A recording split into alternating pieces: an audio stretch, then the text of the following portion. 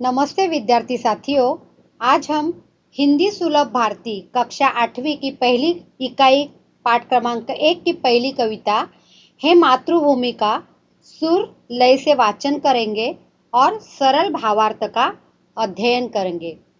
यह जो कविता है उस कविता का शीर्षक है हे मातृभूमि। उस कविता का शीर्षक है हे मातृभूमि। यह जो कविता है, इस कविता में कवि ने अपने मातृभूमि के प्रति जो उसका प्यार है, उसका भक्ति भाव है और मातृभूमि के सेवा करने पे निछावर होने की जो लालसा है वो व्यक्त की है। ऐसे हमारे कवि है कवि राम प्रसाद बिस्मिल। ये हमारे इस कविता के कवि है कवि राम प्रसाद बिस्मिल। तो कवि राम प्रसाद बिस्मिल यह एक ऐसी महान शख्सियत है कि उनके बारे में जितना कहा जाए उतना कम है। यह भारत के महान स्वतंत्रता सेनानी ही नहीं बल्कि उच्च कोटि के कवि, अनुवादक, बहुभाषाविद और साहित्यकार भी थे।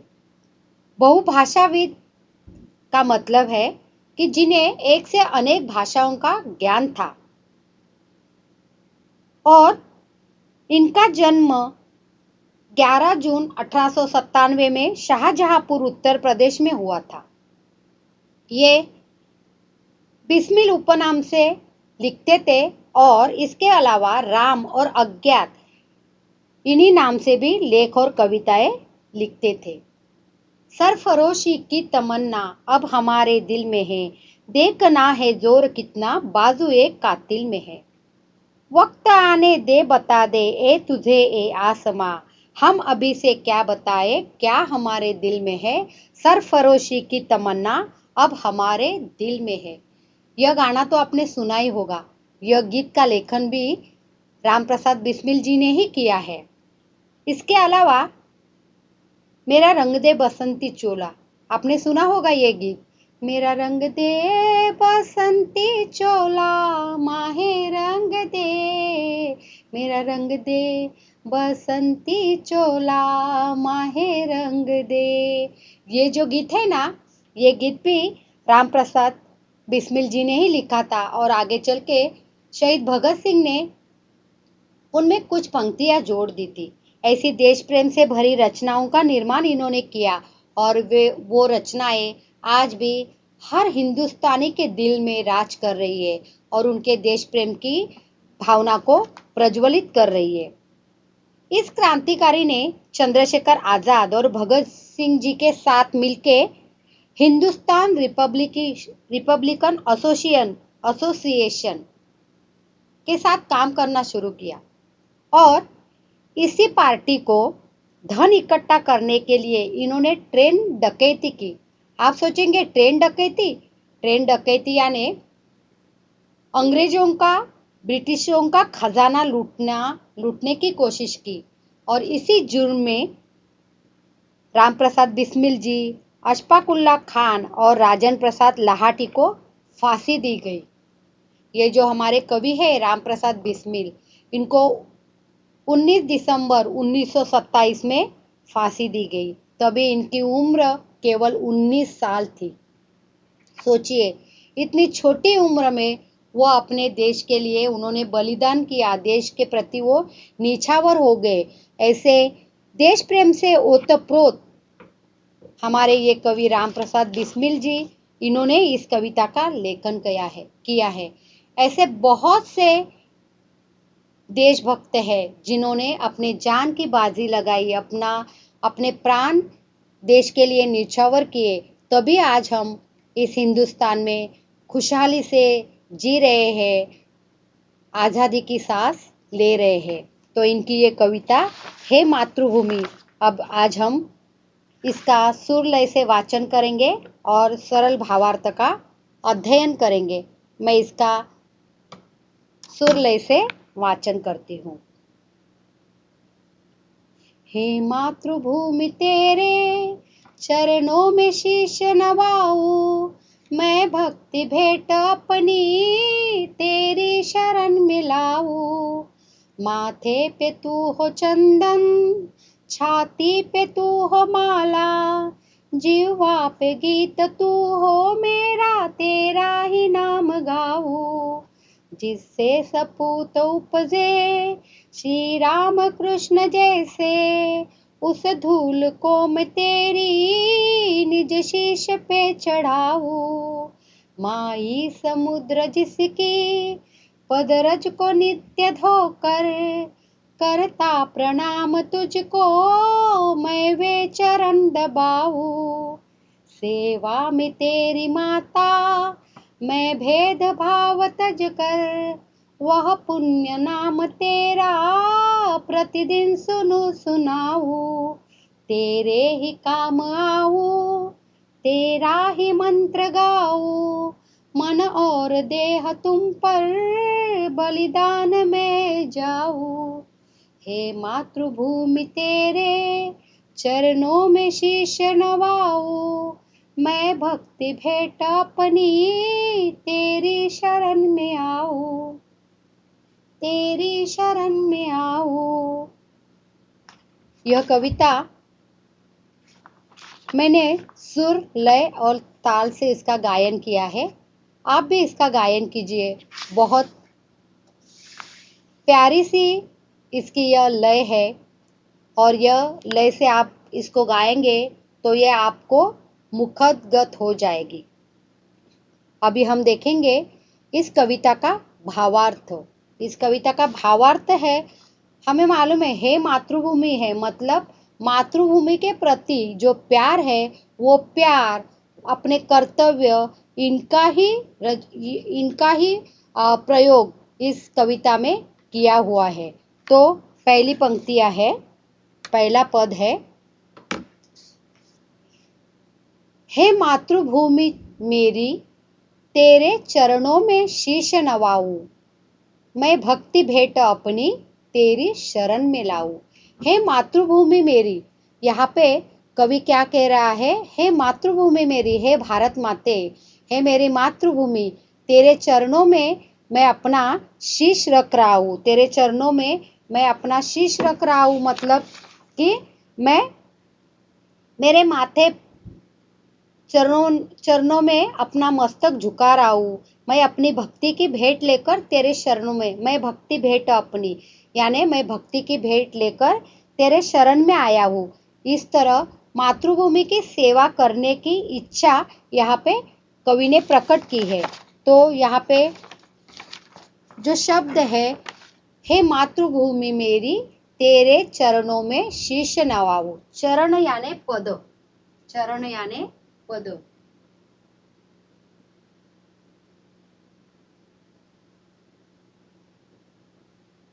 चरण यानी पद। उसके बाद का शब्द है शीश, शीश यानी मस्तक, शीश यानी मस्तक। और नवाना, नवाना यानी झुकाना, नवाना यानी झुकाना। तो इस पहली पंक्ति में कवि ने मातृभूमि की सेवा करने की इच्छा प्रकट की है। दूसरी पंक्तियां है, दूसरा पद है, माथे पे तू हो चंदन, छाती पे तू हो माला, जिह्वा पे गीत तू हो मेरा, तेरा ही नाम गाऊं। माथे पे तू हो चंदन, छाती पे तू हो माला। हमें मालूम है कि हम पवित्र ऐसा चंदन अपने माथे पे सजाते हैं और छाती पे, गले में मालाएं डालते हैं। तो कवि क्या कह रहा है कि मैंने मेरे माथे पे देश के प्यार का चंदन लगाया है, देश के प्यार का चंदन लगाया है, और उस सुगंध, वो चंदन का सुगंध मैं महसूस कर रहा हूँ। और मैंने अपने छाती पे जो माला सजाई है वो फूलों की माला नहीं है, तो देश के प्रति जो कर्तव्य करने हैं, देश के प्रति जो मेरा धर्म है, उस कर्तव्यों की, उस धर्म की माला मैंने सजाई है। और मैं अपनी जुबान पे, जिह्वा पे गीत तू हो मेरा, जिह्वा यानी जुबान, और मैं अपनी जुबान पे मातृभूमि का गीत गाऊंगा और देश का नाम ही लूंगा, अन्य किसी का नाम नहीं लूंगा। इस तरह कवि ने अपना पूरा जीवन देश के लिए कैसे समर्पित किया है वो इस पंक्तियों में हमें प्रतीत होता है। तो यहाँ पे है माथे पे तू हो चंदन, माथा यानी शीश, माथा यानी भी शीश, माथे पे तू हो चंदन, और जिह्वा, जिह्वा यानी जबान,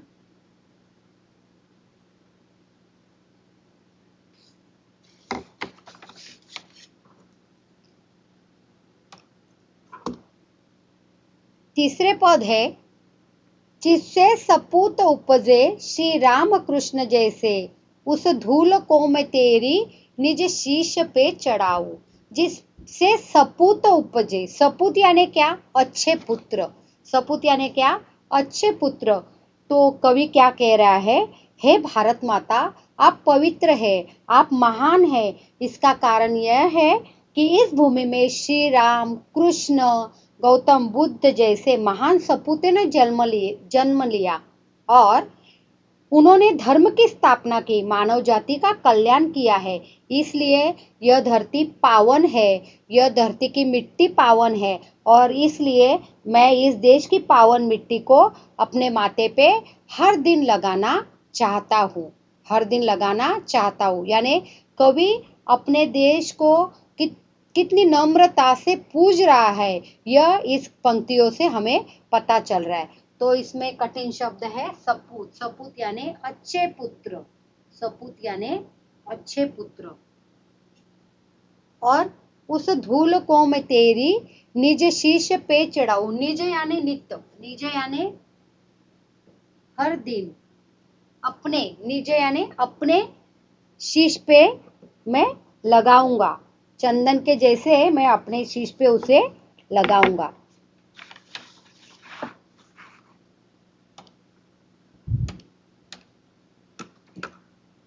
आगे का पद है माई समुद्र जिसकी पदरज को नित्य धोकर, करता प्रणाम तुझको मैं वे चरण दबाऊं।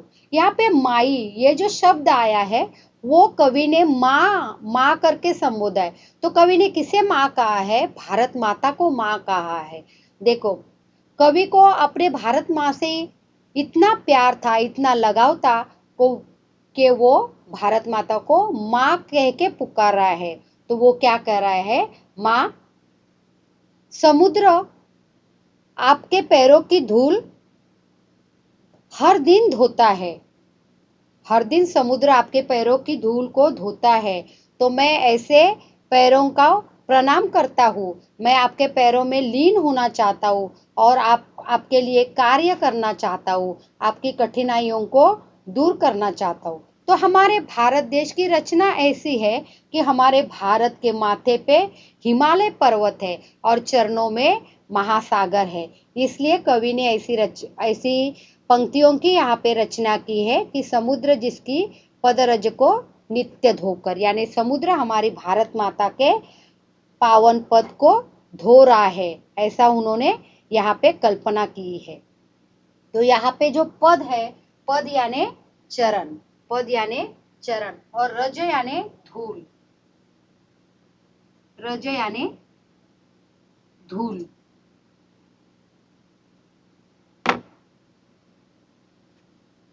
रज यानी धूल।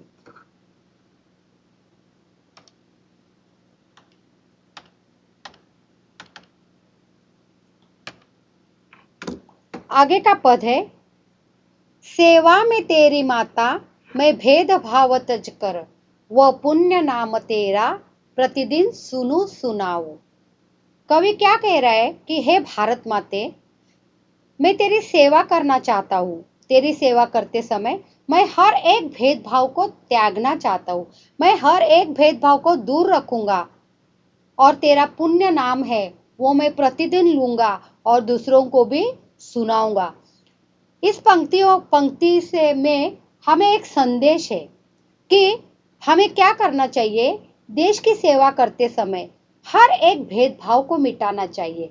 तो यही कवि कह रहा है कि हे भारत माता, मैं तेरी सेवा करूंगा और वो सेवा करते समय मैं हर एक भेदभाव का त्याग करूंगा, हर एक भेदभाव को मिटाऊंगा और तेरा पुण्य नाम मेरे मुंह से लूंगा और दूसरों को भी तेरा पुण्य नाम सुनाऊंगा, तेरे गुण गाऊंगा, तेरे गीत गाऊंगा। इस पंक्तियों से कवि हमें यह संदेश दे रहा है कि हम सबसे पहले भारतवासी है। हम सबसे पहले भारतवासी है। कौन सा भी कार्य करते समय हमें भारत की प्रगति का, भारत की एकता का ख्याल दिल में रखना चाहिए। कौन सा भी कार्य करते समय अपने देश का हित ध्यान में रख के ही वो कार्य करना चाहिए। देश हित के सामने कोई भी छोटा बड़ा नहीं है। हमारे यहाँ पे हर तरह का भेदभाव है, जाति भेद है, लिंग भेद है, भाषा भेद है, धर्म भेद है, फिर भी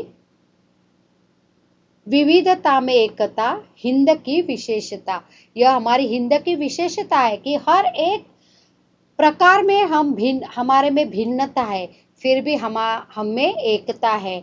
कितने भी जाति धर्मों के लोग, भाषाओं के लोग यहाँ पे रहते हैं, हर तरह के त्योहार हम मनाते हैं, फिर भी हमारी एकता अटूट है। और यह अटूट एकता रखने के लिए हमें जो सब भेदभाव है उनका त्याग करना चाहिए और सब को मिलजुल के अपने देश हित के लिए कार्य करना चाहिए। यही बोध हमें इस पंक्तियों से कवि देना चाहते हैं।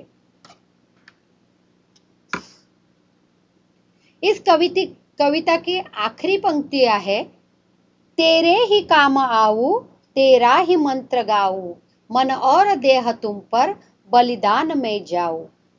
देखो कवि क्या कह रहे हैं कि हे भारत माते, हे मातृभूमि, मेरी यह लालसा है, मेरी यह इच्छा है कि मैं तेरे ही काम आऊं।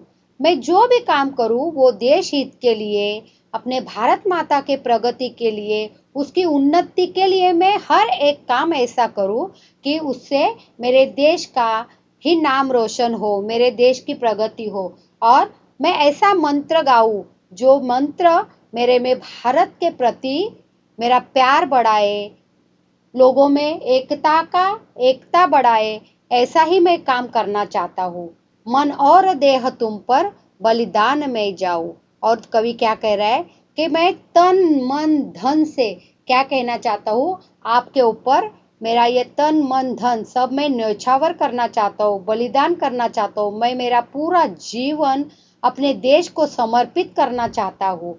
ऐसे कवि की यह लालसा है। कवि क्या कह रहा है, तेरे ही काम आऊं, तेरा ही मंत्र गाऊं, मन और देह तुम पर बलिदान में जाऊं। बलिदान करना यानी प्राणों की आहुति देना। बलिदान करना यानी प्राणों की आहुति देना, समर्पित करना। बलिदान प्राणों की और देह यानी शरीर, देह यानी शरीर। इस तरह से हमने यह पूरी कविता का भावार्थ देखा। इस भावार्थ को सुनने के बाद आपको क्या लग रहा है कि इस कविता से हमें क्या सीख मिल रही है? यह कवि हमें कुछ सीख देना चाहते हैं। इस कविता से हमें क्या सीख मिल रही है, क्या संदेश मिल रहा है? तो यह कवि ना केवल एक कवि थे, वो एक बहुत बड़े देशभक्त थे। और देशभक्त ने लिखी हुई ये अपनी भावनाएं हैं, अपने देश के प्रति उनका प्यार है। तो कवि हमें संदेश देना चाहते हैं कि हमें अपनी मातृभूमि की सेवा करनी चाहिए। इसके लिए हमें अपने प्राणों का बलिदान ही क्यों न देना पड़े, वो प्राणों का बलिदान ही हम दे सकते हैं। देश सेवा करना प्रत्येक व्यक्ति का कर्तव्य है। देश सेवा करना यह प्रत्येक व्यक्ति का कर्तव्य है। और अन्याय के प्रति हमें आवाज उठानी चाहिए, अन्याय के प्रति आवाज उठानी चाहिए। हर एक कार्य करते समय हमें हर एक जो कठिनाइयां है उनको दूर करते समय भेदभाव को त्याग के हमें प्रगति के पथ पे चलना चाहिए। और इस प्रगति के पथ पे चलते हुए हमें हमारी देश की एकता, अखंडता और विविधता को साथ में लेके जाना चाहिए। तो हम क्या कर सकते हैं? हम तो अभी हर कोई सीमा पे जाके लड़ नहीं सकते, तो हम क्या कर सकते हैं? हम बहुत कुछ कर सकते हैं। आप बड़े होके इस देश के अच्छे नागरिक बनने वाले हैं, सुशिक्षित सुजान नागरिक बनने वाले। तो आप क्या कर सकते हैं? आप जहाँ भी क्षेत्र में, कौन से भी क्षेत्र में कार्य कर रहे हैं, वहाँ पे बड़ी ईमानदारी से, कर्तव्य निष्ठा से अपना कार्य कर सकते हैं।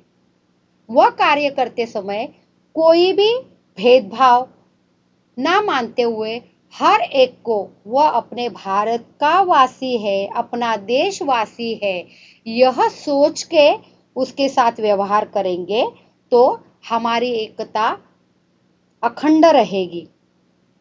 देश का ही ध्यान में रखना चाहिए और देश को अपने माँ के जैसा प्यार देना चाहिए। देखो, हर एक को अपनी माँ बहुत प्यारी होती है, तो हमें भी अपने मातृभूमि को एक माँ के जैसा प्यार, सम्मान देना चाहिए और उसे क्या करना चाहिए?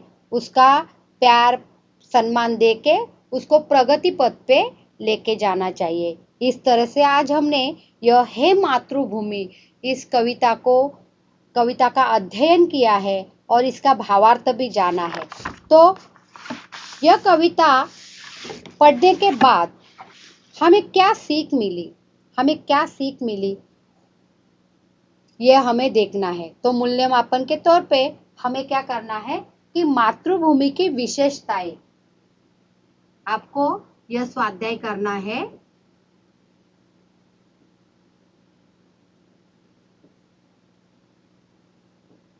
मातृभूमि की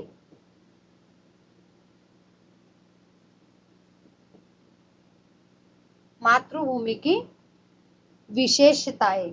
मातृभूमि की विशेषताएं लिखते समय हम यहाँ पे बहुत सी विशेषताएं जो हमने इस कविता में पढ़ी है, वो विशेषताएं हम यहाँ पे लिख सकते हैं। मातृभूमि की विशेषताएं,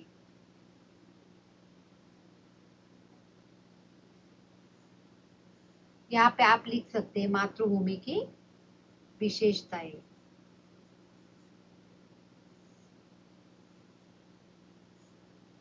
यहाँ पे मैंने 5 ही दी है, लेकिन आप अपने मन से बहुत सी विशेषताएं यहाँ पे लिख सकते हैं। बाद में यहाँ पे हम क्या लिख सकते हैं कि मातृभूमि के प्रति हमारे कर्तव्य।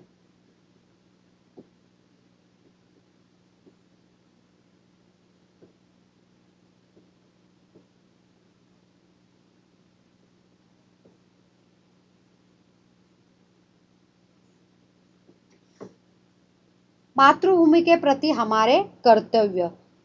देखो, हर एक को अपने हक की जानकारी रहती है, लेकिन हमारे कर्तव्य क्या है? अगर हमें हमारे कर्तव्यों की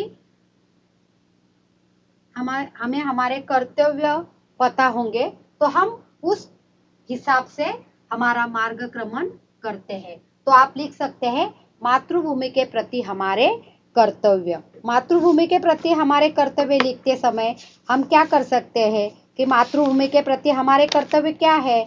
तो हर एक देशवासी को समान अधिकार देना, भेदभाव को त्यागना, देश के प्रति काम करते समय ईमानदारी और कर्तव्य निष्ठता का उपयोग करना। यह सब क्या आएगा? यहाँ पे आएगा कि मातृभूमि के प्रति हमारे कर्तव्य। मूल्यमापन के लिए और एक सवाल है।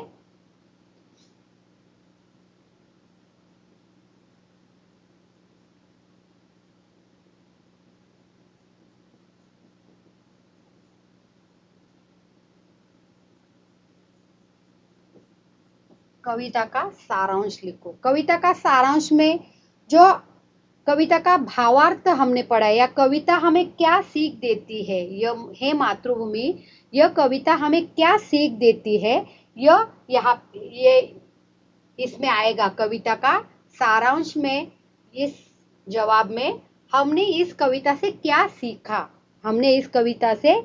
सीखा, ये यहाँ पे हम लिख सकते हैं। और इस प्रकार की जो कविताएं होती है वो हमें कुछ न कुछ सीख देती है, इसलिए ही यह कविताएं हम सीखते हैं। तो यहाँ पे कविता का सारांश हमें लिखना है और आगे यहाँ पे लिखना है कि कवि मातृभूमि के प्रति क्या अर्पण करना चाहते थे? कवि मातृभूमि के प्रति क्या अर्पण करना चाहते थे? तो यहाँ पे भी कवि की मातृभूमि के प्रति की जो भावनाएं हैं, वो भावनाएं हमें यहाँ पे लिखनी है कि कवि क्या क्या करना चाहते थे, ये यहाँ पे हमें लिखना है। इस प्रकार से आज हमने इयत्ता 8वीं की हिंदी पहली कविता हे मातृभूमि का सरल भावार्थ देखा, उसका गायन किया और उसमें जो हमें सीख मिली है वो सीख हमने ली है। तो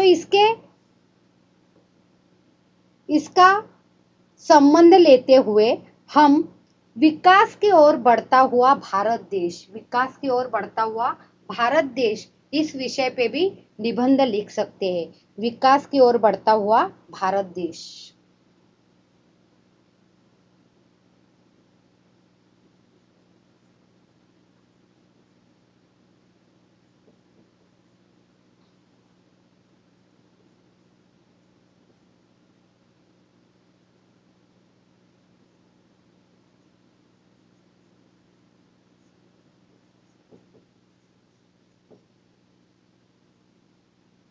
विकास की ओर बढ़ता हुआ भारत देश। तो विकास की ओर बढ़ता हुआ भारत देश यह कैसा रहेगा, इसमें आपका योगदान क्या रहेगा? हम विद्यार्थी या हम नागरिक इस विकास, भारत देश के विकास में अपना क्या योगदान दे सकते हैं, यह हमें यहाँ पे लिखना है। तो इस तरह से आज हमने कवि रामप्रसाद बिस्मिल की हे मातृभूमि यह कविता का अध्ययन किया है। इसका पूरा भावार्थ भी सुना है। तो आप यह कविता का गायन कीजिए। गायन करते ही हमें एक अलग से आनंद मिलता है। तो गायन करने के लिए मैंने जैसे कविता का गायन किया था वैसे आप गायन कर सकते हैं या अपने मन से ही इसको अच्छी तरह से और गायन कर सकते हैं। TMC व्हर्च्युअल क्लासरूम या चॅनेलला सबस्क्राईब करा. व्हिडिओ आवडल्यास लाईक करा. धन्यवाद.